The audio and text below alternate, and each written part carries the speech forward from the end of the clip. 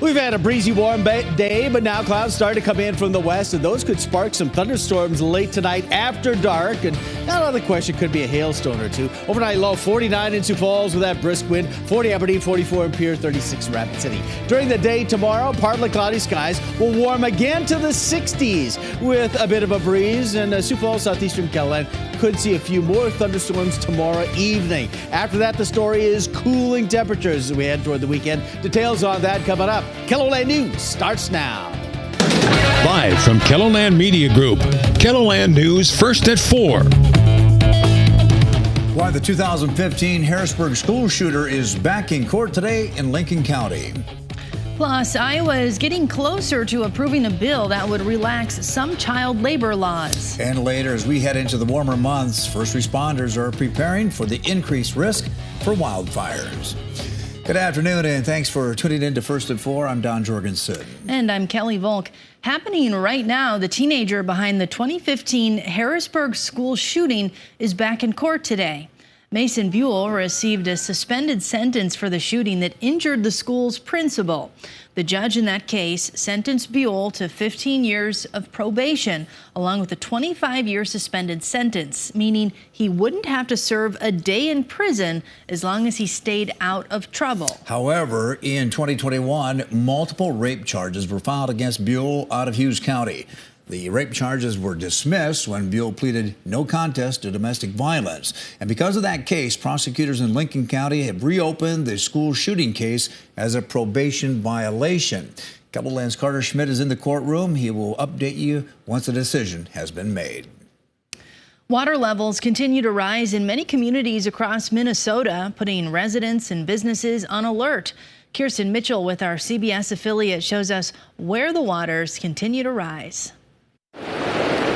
Let's start with the mighty Mississippi River. It's expected to rise another 3 to 5 feet in cities like St. Paul, Hastings, and Red Wing, cresting in major flood stage this weekend. It's surprising to me. I've never seen it this high and this fast. As water creeps up stairs and paths, the city of St. Paul closed more than a dozen riverfront parks, trails, and facilities.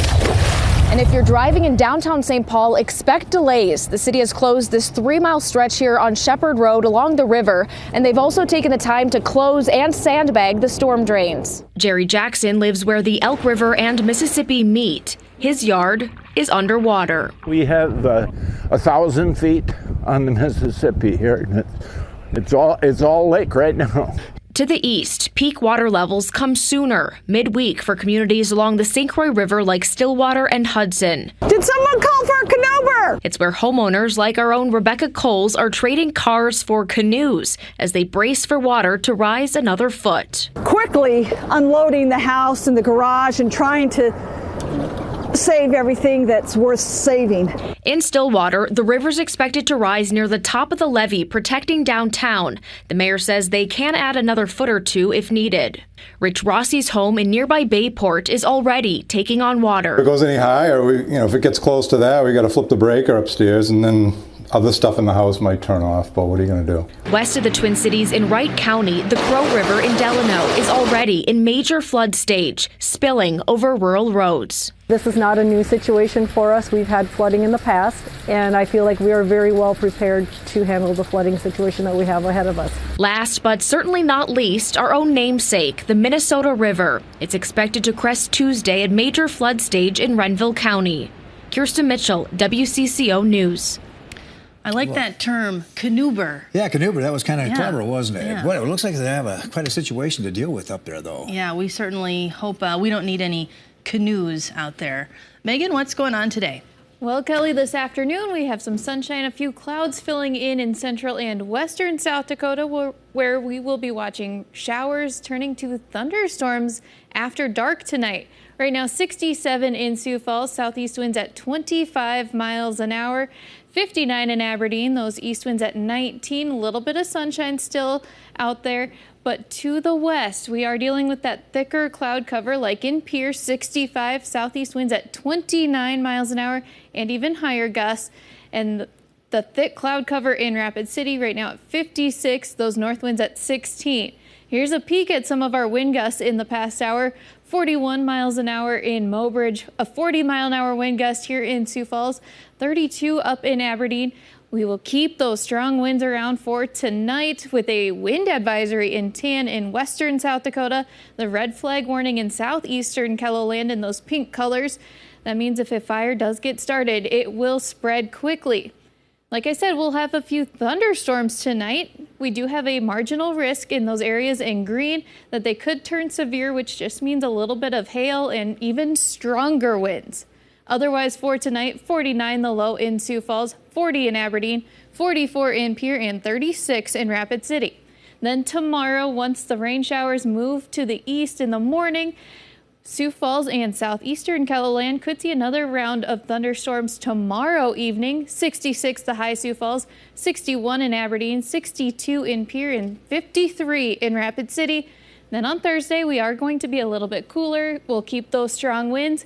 Rapid City in western South Dakota could see the first little bit of snow before everyone gets in on a little bit of snow coming on Friday. We'll have that forecast in just a little bit.